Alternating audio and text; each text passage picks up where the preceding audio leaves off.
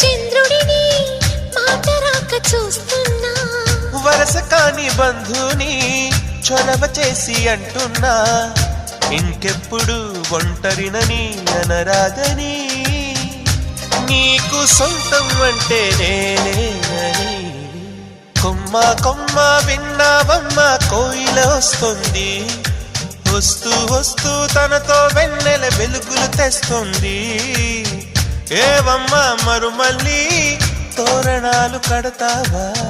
చిలకమ్మ ఎదురేగి స్వాగతాలు చెబుతావా పూల పొగరిల్లేరా రమ్మందని విన్నానమ్మ